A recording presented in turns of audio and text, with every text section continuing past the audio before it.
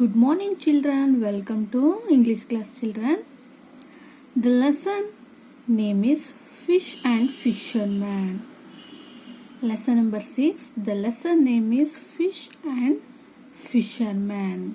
Fish is the water animal. Then fisherman catch the fishes in the water. Then sell the fishes. This is the fisherman character. Come to the lesson, children. There lived 3 fish in a large pond. There lived 3 fish in a large pond. How many fishes lived in the pond? 3 fish. The 3 fish lived in large pond. They were good friends. They were good friends. One of them was very wise. One of them was very wise.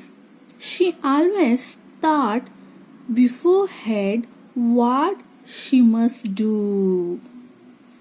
Here, 3 friends lived in the pond. They are good friends. What is the meaning of pond? A small water body. A small water body. Then here 3 friends. One of them, he is the wise. He is the very wise. Then she always thought beforehand what she must do. Beforehand means already. ಇವರಲ್ಲಿ 3 ಜನ friends ಇರ್ತಾರೆ. ಅವರು good friends. ಆ 3 ಜನ friends ಎಲ್ಲಿ ವಾಸ ಮಾಡ್ತಾ ಇರ್ತಾರೆ? ಒಂದು ಪಾಂಡಲ್ಲಿ ವಾಸವನ್ನ ಮಾಡ್ತಾ ಇರ್ತಾರೆ. ಅದರಲ್ಲಿ ಒಬ್ಬ ಏನಾಗಿರುತ್ತೆ, ತುಂಬ ವೈಸ್ ಮ್ಯಾನು. ಮತ್ತೆ ಅವನು ಏನನ್ನ ಇದು ಮಾಡ್ತಾ ಇರ್ತಾನೆ, ಅವನು ಯಾವಾಗಲೂ ಏನನ್ನು ಮಾಡೋಕ್ಕಿಂತ ಮುಂಚೆ ಅವನು ಏನು ಮಾಡ್ತಾ ಇರ್ತಾನೆ, ಕೆಲವೊಂದನ್ನು ಥಿಂಕ್ಗಳನ್ನು ಮಾಡ್ತಾನೆ. ಕೆಲವೊಂದು ಕೆಲಸಗಳನ್ನು ಮಾಡೋ ಮೊದಲು ಏನು ಮಾಡ್ತಾನೆ, ಕೆಲವೊಂದು ಯೋಚನೆಗಳನ್ನು ಮಾಡಿ ಇಟ್ಟಿರ್ತಾನೆ. The second was clever. First fish is very wise. Second fish was clever. She could solve a problem within a minute. Second fisherman's character is, he is the solve the problem within a minute. But the third one believed in luck. The third one believed in luck. First one is the very wise. Second one is very clever. Third one, he is the believed in luck. She often told that no one could change what is going to happen. ಅವಳು ಹೇಳ್ತಾ ಇರ್ತಾಳಂತೆ, ಯಾರು ಕೂಡ ಆಗೋದನ್ನು ನಾವು change ಮಾಡೋಕ್ಕಾಗಲ್ಲ. ಈಗ ನಡೆಯುವಂಥ ಏನಾದರೂ ಆಗ್ತಾ ಇರುತ್ತೆ ಇನ್ಸಿಡೆಂಟ್ಸ್ಗಳು, ಅದನ್ನು ನಾವು ಏನು ಮಾಡೋಕ್ಕಾಗಲ್ಲ, ಆಗೋದನ್ನು ಚೇಂಜ್ ಮಾಡೋಕ್ಕೆ ಆಗೋದಿಲ್ಲ ಅನ್ನೋದನ್ನ ಹೇಳ್ತಾ ಇರ್ತಾಳಂತೆ. Third one fish. Then one day the wise fish hear some fisherman talking among themselves. ಒಂದು ದಿನ ವೈಸ್ ಫಿಶರ್ಮ್ಯಾನ್ ಕೇಳಿಸ್ಕೊತಾ ಇರ್ತಾರೆ. The wise fishermen hear some the fisherman talking about themselves. One of them said, there are plenty of fish in this pond. Plenty means lot of fish is there in the pond. We come and catch them tomorrow. The fisherman talking themselves, here so much of fish is there. Tomorrow we'll come and catch the fishes.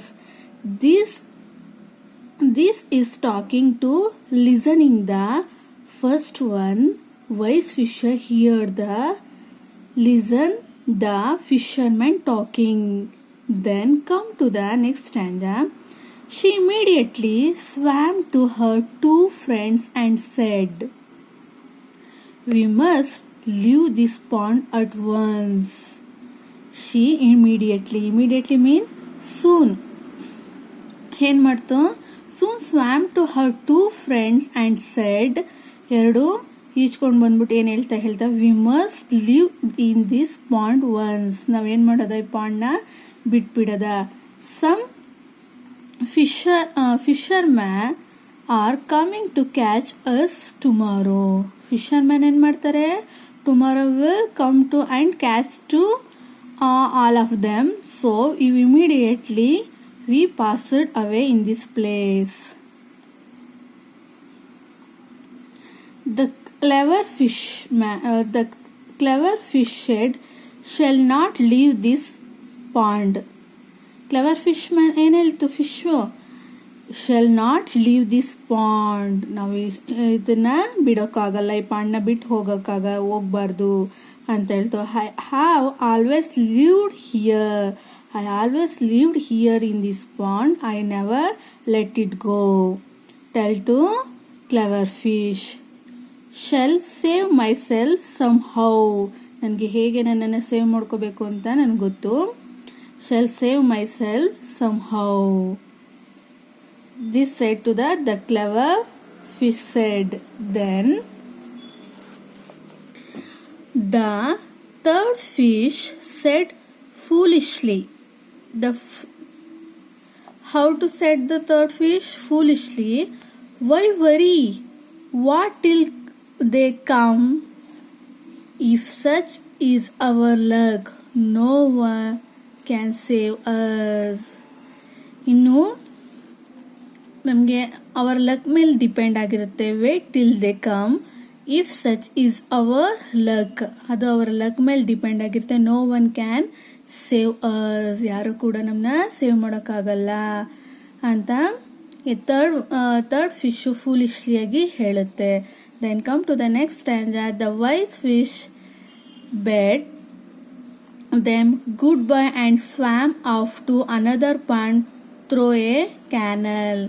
ಆದರೆ first fish ಏನು ಮಾಡುತ್ತೆ, ಇಲ್ಲಿ ಅದಿರಲ್ಲ, ಪಾಂಡಲ್ಲಿ ಇರೋದಲ್ಲ, ಅದು ಏನು ಮಾಡುತ್ತೆ, next another ಪಾಂಡ್ಗೆ ಏನು ಮಾಡುತ್ತೆ, ಪಾಸ್ ಅವೇ ಅಂದರೆ ಹೋಗುತ್ತೆ, pass to next canal, next pond ಹತ್ರ ಏನು ಮಾಡುತ್ತೆ, ಅದು ಹೊರಟೋಗುತ್ತೆ. The fisherman come to the next day, the cast their nets and they catch a lot of fish. Then fishermen come to the next day, then catch the lot of fish. The two friends were catched too. The two friends, which friends?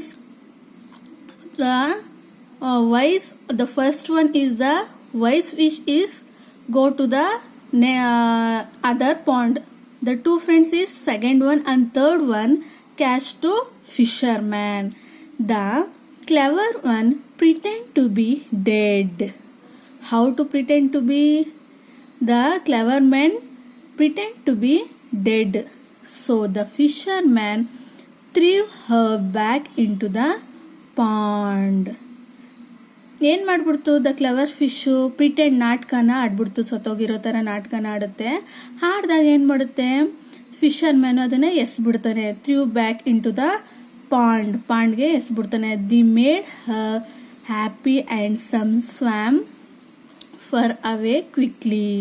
ಅದೇನು ಮಾಡ್ತಾ ಅವಾಗ ಎಸದ ತಕ್ಷಣ ಅದು ಕ್ವಿಕ್ಲಿಯಾಗಿ ಏನು ಮಾಡುತ್ತೆ, ಸಂತೋಷದಿಂದ swim ಮಾಡಿಕೊಂಡು ದೂರಕ್ಕೆ ಕ್ವಿಕ್ಕಾಗಿ ಹೊರಟೋಗುತ್ತೆ.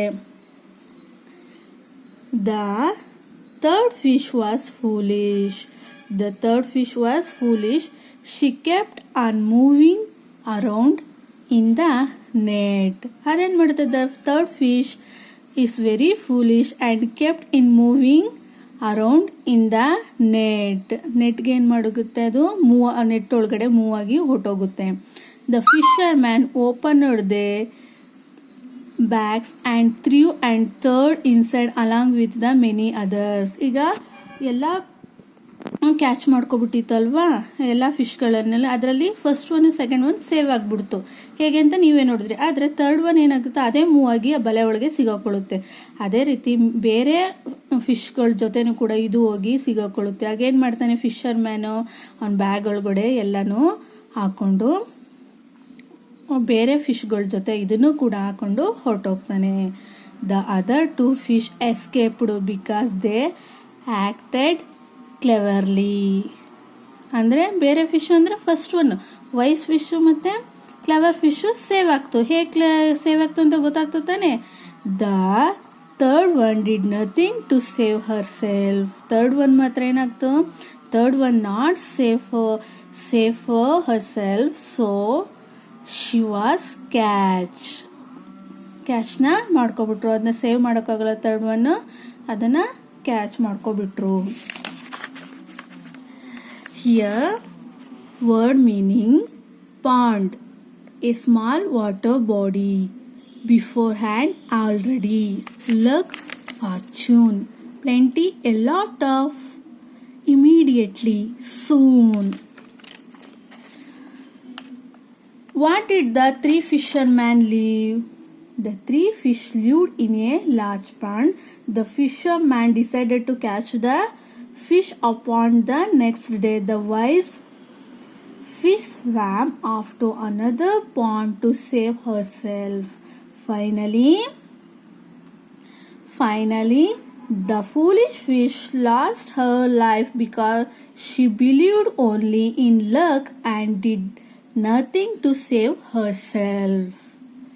I think you all are understand this lesson. Thank you, children.